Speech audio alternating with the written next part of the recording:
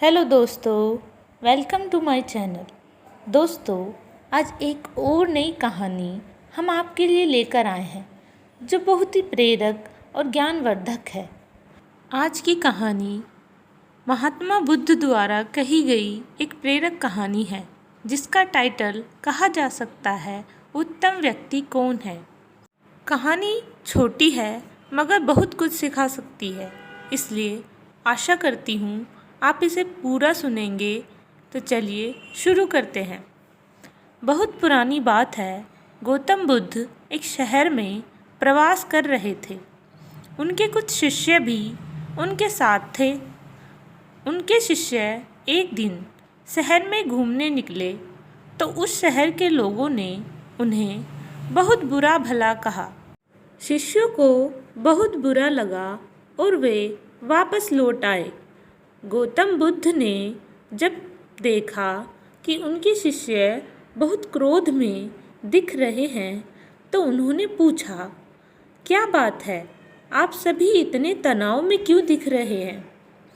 तभी एक शिष्य क्रोध में बोला, हमें यहाँ से तुरंत प्रस्थान करना चाहिए। जब हम बाहर शहर में घूमने गए तो यहाँ के लोगों ने बिना वजह हमें बुरा भला कहा। जहाँ हमारा सम्मान न हो वहाँ हमें एक पल भी नहीं रहना चाहिए। यहाँ के लोग सिर्फ दुर्व्यवहार के सिवा कुछ नहीं जानते। गौतम बुद्ध ने मुस्कुराकर कहा, क्या किसी और जगह पर तुम सद्व्यवहार की अपेक्षा करते हो? दूसरा शिष्य बोला, इस शहर से तो भले ही होंगे।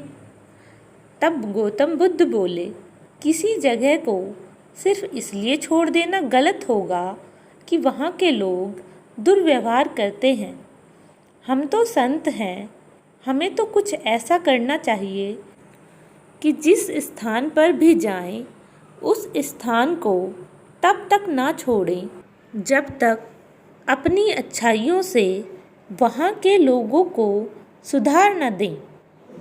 जिस भी स्थान पर जाएं, वहाँ के लोगों का कुछ न कुछ भला करके ही वापस लौटें। हमारे अच्छे व्यवहार के बाद वह कब तक बुरा व्यवहार करेंगे? आखिर में उन्हें सुधरना ही होगा। वास्तविकता में संतों का कार्य तो ऐसे लोगों को सुधारना ही होता है। सही चुनौती वो है जब हम विपरीत परिस्थितियों में खुद को साबित कर सकें।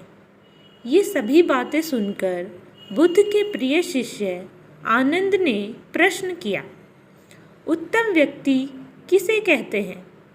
इस पर बुद्ध ने जवाब दिया, जिस प्रकार युद्ध में बढ़ता हुआ हाथी चारों तरफ के तीर सहते हुए भी आगे बढ़ता जाता है, ठीक उसी तरह उत्तम व्यक्ति भी दूसरे के अपशब्दों को सहते हुए अपना कार्य करता रहता है।